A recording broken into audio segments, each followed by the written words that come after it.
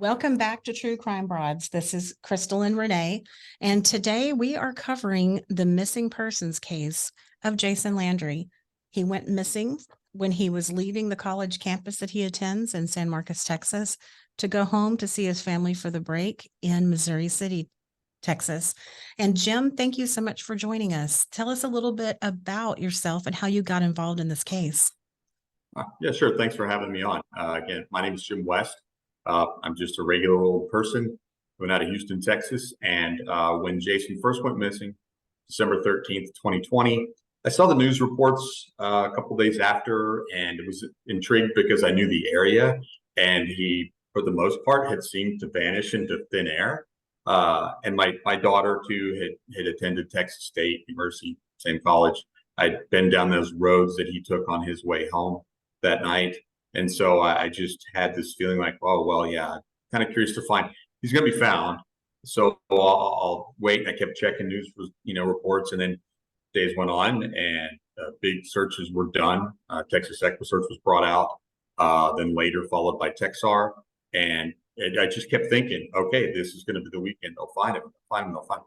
And then nothing, and it never came about. And so, like anything, just hearts went out to these parents, because I also have a son who's right at the same age, looks a little bit like Jason, and it touched me. So I started, doing a little online research, found that Facebook groups already started up, and got into it, and the rest just kind of went from there. Wow, that's just a great story. We weren't sure how you're related to this situation. That is awesome that you're a concerned citizen that jumped in and got started on it. Can you tell us kind of what the thoughts are on what happened to Jason? Oh boy, yeah, there is nothing but theories, realistically.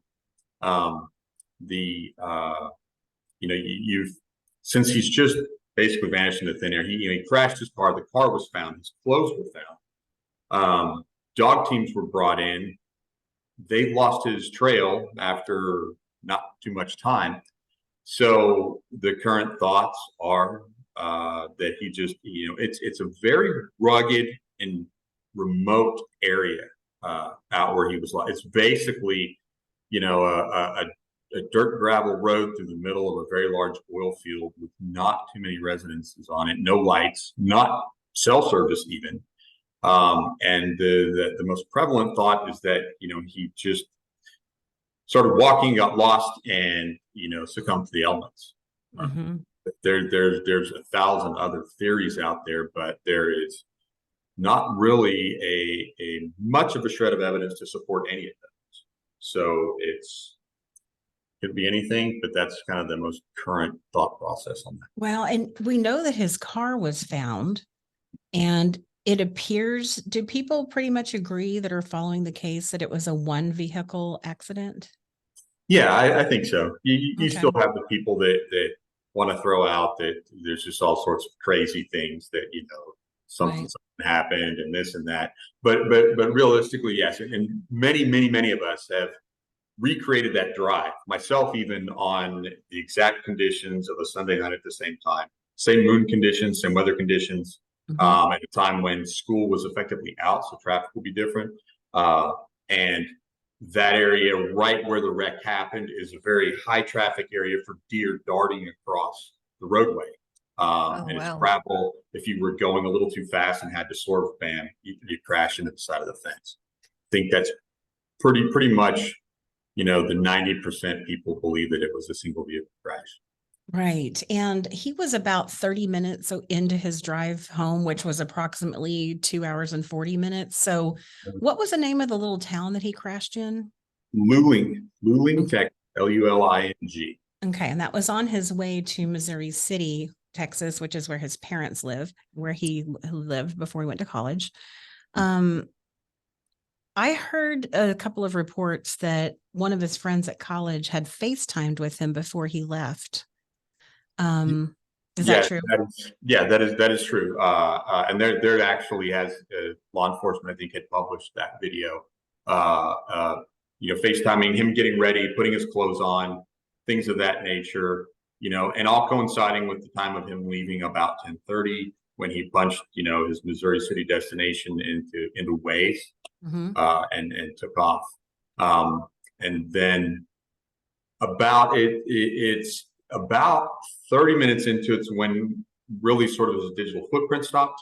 They know that as he was entering Luling about 30 minutes in, a Snapchat message from that same person he had been FaceTiming with came through, and he had to shut down Waze in order to answer or look at the Snapchat message. And when he did, the most common theory, and what I think law enforcement supports, is that instead of in Luling making a right turn and then a left jog, how the highway continues, he kept on straight, which then took him onto this road that eventually turns into a gravel road in the middle of nowhere. And we've all done that when something distracts us when we're driving. Yeah, miss it. I can be on the phone with Renee and I can miss my turn. It happens all the time. So that's unfortunate. So then the theory is that he went down that gravel road by accident and maybe it wasn't well lit. And did he hit a tree, or do they know what he actually hit? He slid off the road. So he's headed northbound.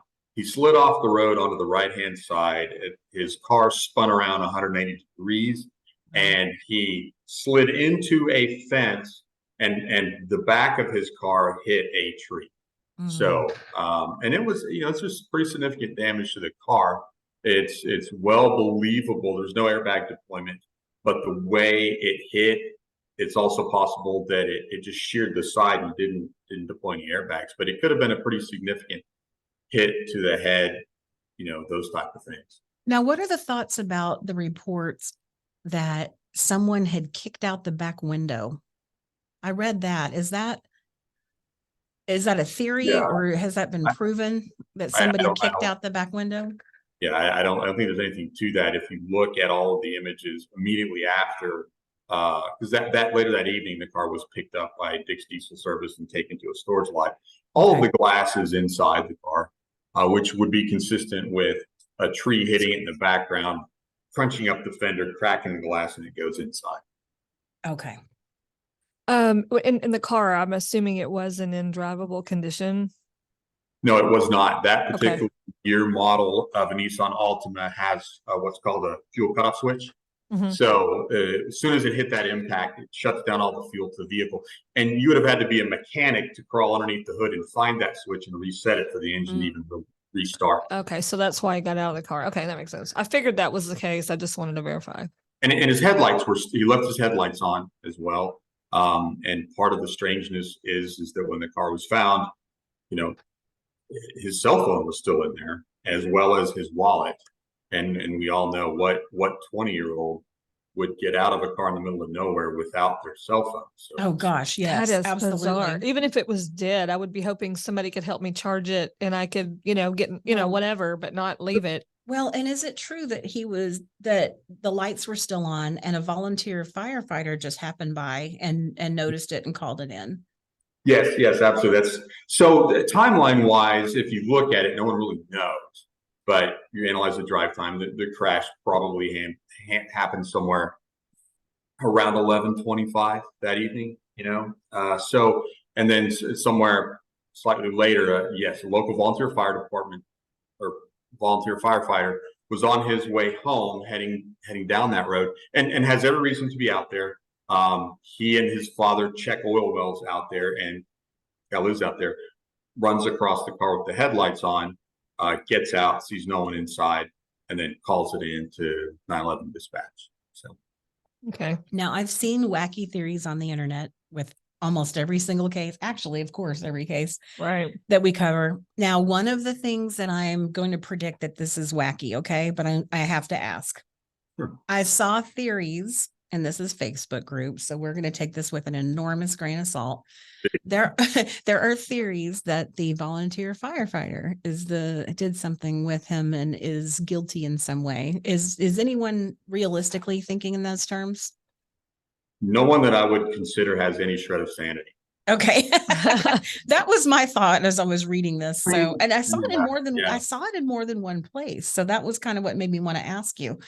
Okay, well that's good to know. Yeah, it's good fodder for Facebook fanfare, but that poor kid and his family. I mean, he was just nothing but a kid coming home, doing what he normally does, and saw something and did what he was supposed to do. Right. And now all of a Right. sudden, Now everyone's people are throwing at it. saying, "Ooh, I wonder if he's involved." Yeah, that's unfortunate.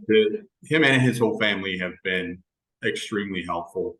They've helped us as we've done the search, you know, in terms of, you know, giving us insight and things like that. They're great people. And That's you got to think, awesome. Caldwell County Sheriff, Luling PD, DPS, Texas Rangers, and now the Attorney General's office. You know, if they say that this person is clear, They're cleared. clear. Yeah. Yeah, I makes believe sense. that. Okay, well, thank you for clearing that up, because I think that if I saw that, I'm sure a lot of our listeners saw that same thing, and I'm Right. glad you cleared that up. Is there anything else going on right now that's interesting or new, or are we still kind of in the same place we were at the end of 2020 on this case? Yeah, I tell people that all the time. We know exactly how much we knew on December 14th of 2020. Mm. I mean, realistically, there's been a few things. The AG's office, I believe, finally did get a geofence warrant, which basically ruled out that there were no other cell phones in the area during the time. So that kind of took out a lot of the potential for criminal element. However, a lot of people, it can be a fairly poverty-stricken area out there, and so a lot of people have phones that only work on Wi-Fi. So it doesn't completely rule out someone else being out there, but it does take a lot of that out.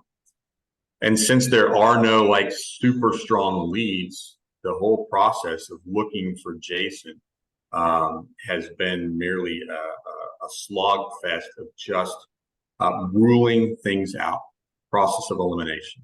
We don't really have a way to say, hey, go here. But, you know, a theory comes up, could it have been this? We go, we check it out, we rule it out. We're slowly whittling that down. It's not the fastest route finding what happened to Jason, but unfortunately, it's the only route that we have right now. Yeah, and I was reading online about the searches that y'all do, I guess, once a month. Can you tell us about those? Yeah, sure. So, and really, a little over a year ago, a group of us, call us all true believers, if you will, sort of it was with various people, Felicia Sundgren, Cindy Lay, and Catherine Shellman, some others, started up a private Jason Landry search team. Because by that time, there was not, you know, much searching going on anymore, not much things happening. And so we've did some fundraising. We've done 9 searches thus far this year, foot searches, some dog searches. We have hired in outside dog teams to come in. We've had some very gracious dog teams in Texas volunteer their time, which they normally don't do for private citizens. Most dog teams will only work at the behest of law enforcement. And then our last searches were, I believe, in June. And then we took the summer off because it is just too hot. Yeah. You know, I mean, and we were also searching creeks. So you're in waders, you know, vests, all that stuff. The area is very rugged. It has hydrogen sulfide gas danger out there. So we have to carry gas monitors. And so we've taken the summer off and now we're regrouping. We'll be meeting next week. We've got tentative 2 to 3 searches planned for the rest of the year, you know, depending on some factors. And we're just going to continue to keep going until Jason's found. Do y'all often ask other people to help? We do. We have we currently a core of about 30 folks. And one of the things we do is active, you know, recruitment of people that show an interest. Most of us that are on this search team, there's a few exceptions, but we really only know Jason Landry. We don't follow other true crime stuff. And so when we're interviewing people to come join us, that's one of the things we look for, you know, because we need people that are dedicated. You know, and we ask them the same question you asked me: how did you get involved? How did you find out about it?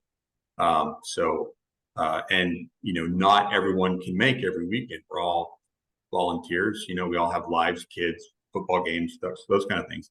So we do need to keep expanding out so that we can, you know, it's hard to go out and search with 4 people and cover any ground.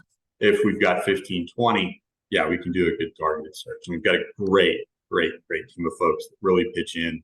And it's amazing how much of a fairly well-oiled machine it's come That's to nice. be with it from just a bunch of folks that are just good Samaritan volunteers. That is great. I have a question about kind of what the main theory is, would you say? I read where law enforcement initially said they thought that he had a one-car accident, got out, and unfortunately, this is difficult to even say out loud, but there's apparently wild hogs in the area they think that could have gotten him. What is everyone's thought on that initial report from law enforcement? It is a possibility. Anywhere in Texas, wild hogs are prevalent. But if you think about it from a realistic standpoint, as much, and if you've ever had the rare opportunity to see all of the search tracks covering that area, it's almost hard to believe that some evidence of that would not have come to pass. Mm-hmm. And it's possible. And there's bobcats out there. I mean, the mascot for Texas State is the bobcat. That's for a reason. Bobcats live in the area. Bobcat could have, drug a body off. It's not ruled out, but for me, it's hard to believe because the intensity of those searches in the early days by Texas EquiSearch and Texar. I mean, we're talking hundreds of the best volunteers in the country descending on this little sort of 4 or 5 square acre area and nothing found, dogs not finding it. It does seem hard to believe, but it's not something that you can completely rule out in that area. I hear you. Is it a heavily wooded area? Yes and no. Along the roadway, there's lots of open ground because it's an oil field. I mean, it's nothing but pump jacks. And if you've ever been through that oil field, that rotten egg smell, yeah, it's there. But on either side of the roadway, it's like any fences, any barbed wire fences in Texas. It's almost impassable, not only because of the fencing, but because of the small trees and the brush. So it's if you wandered off of the roadway, you almost have to look at where there are gaps and cattle guards. Mm-hmm. Once you get past that initial, it's very, very open ground, with some exceptions. And then, of course, there are creeks that run through the area that then get very heavily wooded. And we have been down there, searched those creeks quite extensively. What are sort of the top theories of what happened to Jason? Are there a couple or 3 theories that are kind of the ones that you're working off of, the people close to the case? Yeah, I mean, the sort of guiding principle is that he wandered off and succumbed to something. So it's looking at what are the most likely areas he could have gone to. There have been, lots of reports of him getting hypothermic and trying to go to water. That is still a possibility, and we did check out a lot of waterways because we also had a dog hit on an area of Plum Creek there. Secondarily, there is the possibility, and this is more along the lines of one of my theories, is that, I mean, there's a possibility of him being hit by a drunk driver, and somebody freaking out and taking off with the body.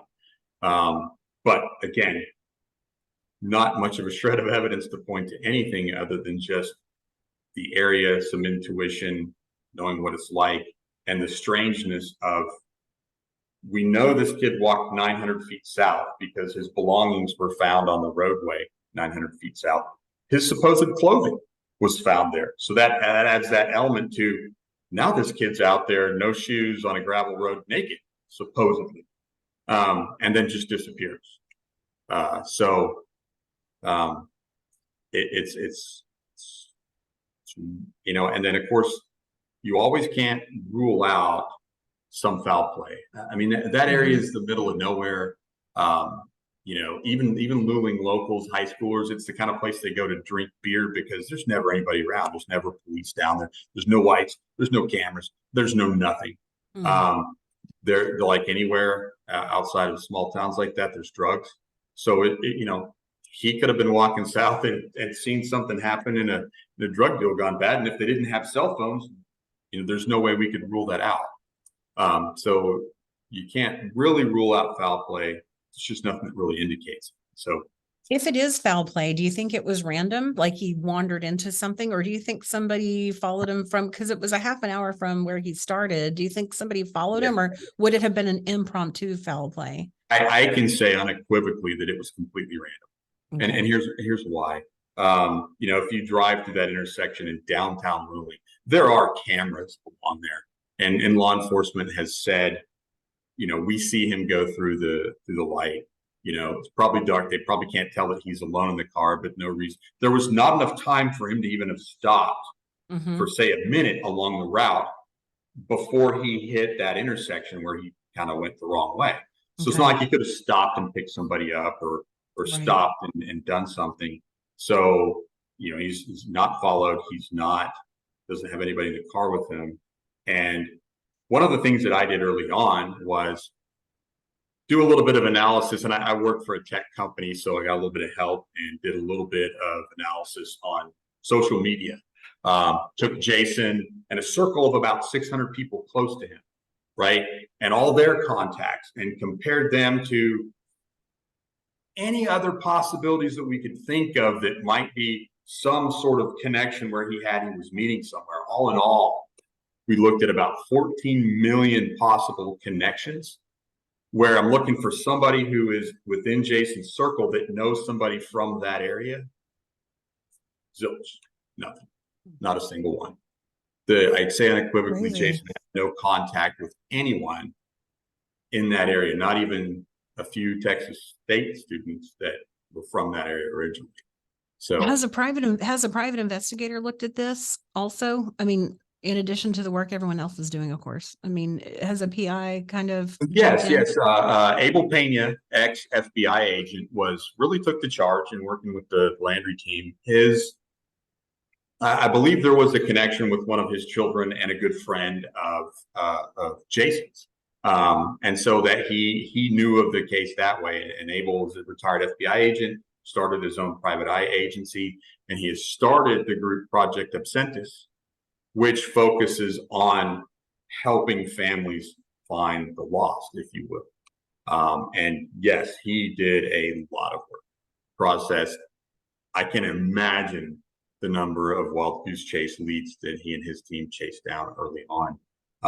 And was the forefront of taking in all tips for a very, very long time.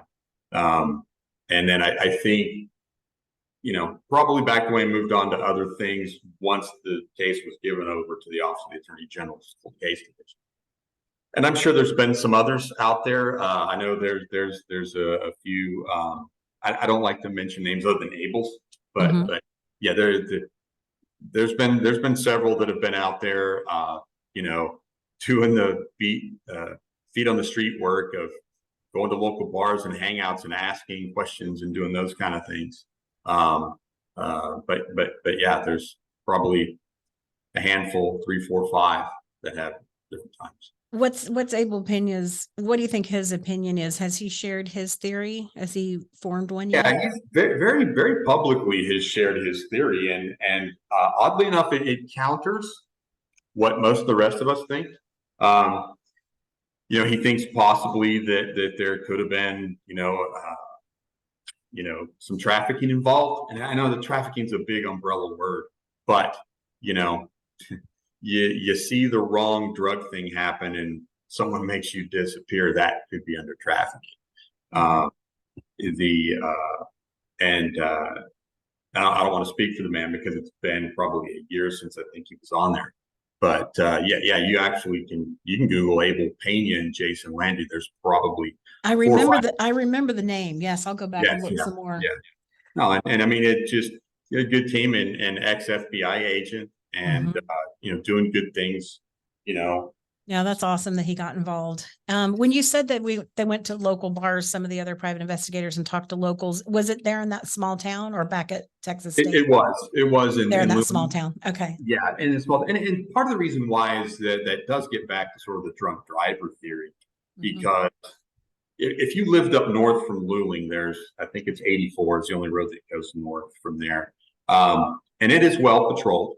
Right. So if I'm in town drinking on a Sunday night and I live up north, and I don't want to pass any law enforcement and risk getting a DUI, I go up Salt Flat Road, that very same road. I can get a good, 4 to 5 miles north of not having to be on a major road.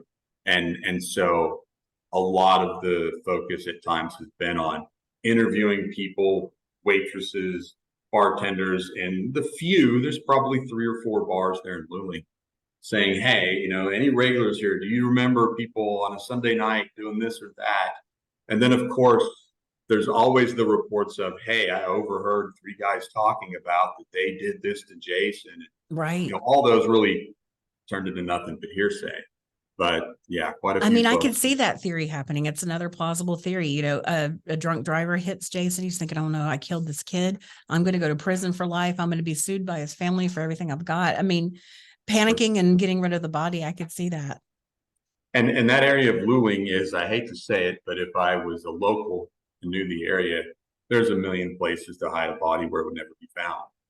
Not only around all the oil well stuff, but Luling and Gonzales used to, and still probably is, the chicken capital of Texas. And if you look at aerial imagery, you'll see lots of little 3 hash marks in the dirt where chicken farms used to be, where their low slung houses were. And all those chicken farms had sewer pits, that probably were never demolished and still around. So if I was a local and something like that happened and I freaked out and I had to, get rid of any sort of evidence, there are a million places out there to do that. I want to go back and talk about the clothes that were found on the road. I know this was December and it was more than likely very cold. Do y'all know what the temperature was at that time and why? Because I can't imagine any reason why he would have taken off his clothes. Is there a theory on that? Yeah, there is. And so it was about 45 degrees, I believe, 10:30 on a Sunday night, December 13th. And quite windy. So the wind chill would have been pretty good too. But, the FaceTime video that shows him getting ready, putting on his hat, the shirt that was found on the road. We don't know about the shorts, but more than likely the flip-flops that he had on. The backpack shows him slinging it over his head. The watch he put on. You even see on the camera him putting on his watch. And so when you then find these clothes in the middle of the road, the natural thing to think is that for some reason he walked 900 feet south on the direction he came from, stripped his clothes, dropped his backpack, dropped his betta fish, which was in a tumbler. He put it in the tumbler to transfer it home, and then disappeared. A lot of early reports talked about paradoxical undressing, where you hypothermia sets in, and but then your response is you feel like your body's getting hot, so you undress, and then you go try to bury in the ground or find water to cool yourself off. That's a very plausible theory that happened, but it's hard to imagine walking down that road. It's white shirt rock, very hard, very sharp, in your bare feet for much further than a few feet. But yeah, That's so strange. I'm not and I don't mind saying this, but I mean, if you're going to make a case for alien abduction, this would be it, because he just poof, Yeah. Thin air. Well, it's got to be so hard for his parents, knowing that, they have the video and seeing what he did before, and then knowing that his clothes were out there and everything was left behind. I can't even imagine. It would it'd drive you crazy no matter what, but that makes it so much worse. It does. And his parents, Kent and Lisa, are just beautiful people. It's the upside and the silver lining in the thing is so many of us just meeting so many wonderful people, Mhm. And I know it's tough for them, but they have been very prayerful. They've been very, very strong and very, very engaged with, from Abel Pena to the sheriff's department to us, working. And in part, I think the reason why a lot of us stay so involved is that we all think ourselves, if it were me as a parent, I would at least feel better feeling like, wow, there's all these people out here that are just doing stuff that I don't have to make happen. Right. You know, if nothing was happening, you would always feel it was just on your shoulders to Yeah. figure it out. But it's like coming home and one of your kids just magically cleaned the house for you. Wow. What a burden off Yeah, your taking shoulders. that burden off. Yeah, that makes sense. You I know, read somewhere about a banner that I don't know if this is old or what, but there was a banner that they were wanting to have somebody allow them to put it up so that people could see it. I guess in that area, hoping for some tips. Did that ever happen? it did on several occasions. Yeah. Okay. So we've had groups of folks that had the banners made. Some very, very good folks that, man, went through some heck to get approval, because in the city, they only allow so many billboards, and this was billboard size. And, you know, eventually allowed us to put it up on at a billboard level, but then said, "Oh, nope, we've had other billboards come in. You guys can't put that up." And you know, small town like that that's trying to, they've got a lot of things going for them. You know, they're probably not the happiest about this big giant billboard right in the center of town that says, "Hey, find this missing kid all the time." Yeah, like this is Right. what your town is known for, kind of thing. Yeah, Yeah. exactly. But you know, we've had local patrons with property that have allowed us to put it up. You know, so I think there's been a total of 3 places that banner has gone up when we were no longer able to have the banner up somewhere. Some of our volunteers and other Jason Landry, followers, I took the banner and made them into handbags and other various products, that have been given away or even sold to raise money. Cindy, if you guys that originally started this conversation, Yes. you ever see her? She'll have her Jason Landry handbag on, made out of a banner. She More did when recently, we met her at the podcast festival in Austin weekend before last, and she had all that on. It was It's great. it's impressive. I've seen it, the wallet and the purse and everything. I think it's great, and all the nice things that y'all had to give away for exposure at the festival. It was great. yeah, no, I mean that all comes from a great group of volunteers and part of our search team. Now, Jim, some of our listeners, always want to help out. And if somebody wanted to help either with the search literally right there in Luling, Texas, or maybe offer some other services or resources, who would they contact? Yeah, absolutely. They can contact myself, Jim West. You can find me on Facebook, Cindy Lay. You also can, go just Jason Landry search on Facebook groups. Okay. Yeah. And also our listeners can contact us in our social media and we'll connect you with them. Okay. Well, that's good. So what's going on right now? What is the latest activity as far as the campaign to find out what happened to Jason?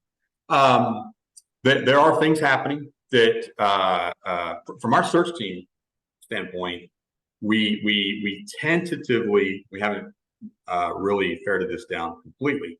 We're planning through the end of 2023. We've tentative kind of have 3 search dates.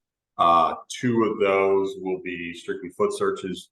Another will be a foot search and a dog search team that has graciously offered to come out and donate their time and help, because that helps.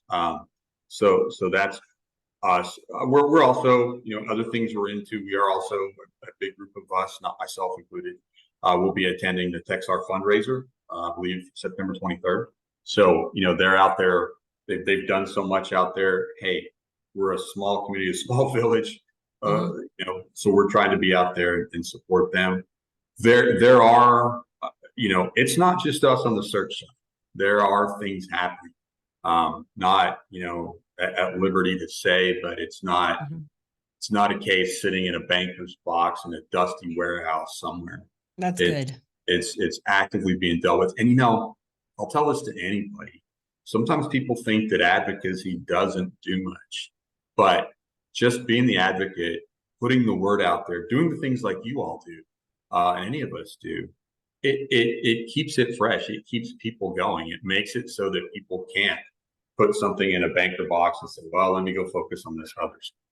So don't ever think that even if you're not volunteering or donating to GoFundMe or doing things like that, if you're just active and participating in the space, your help no matter what. Yeah, that's awesome. We couldn't agree with you more. We have people that, in our groups and stuff that talk about the, our case that we talk about all the time, Missy Beavers. They're always thanking us, and I turn around and me and Crystal both, and we thank them back because we couldn't do it without them. They're discussing it with us, coming up with ideas, sharing, donating, and it's all important. Sure. Yeah, that is great. We're happy to help spread the word about Jason, and Thank you. we hope and pray that something breaks soon because his family deserves to know what happened. Absolutely. Absolutely. Well, thank you, Jim, for being on True Crime Rods today. We really appreciate it, and we hope you have a great day and that something breaks soon because you guys are working so hard on this. All right, will do. Thank y'all so much for having me. Thank you. Thank you You're for coming welcome. on. Okay. Bye. Have a great day. You too.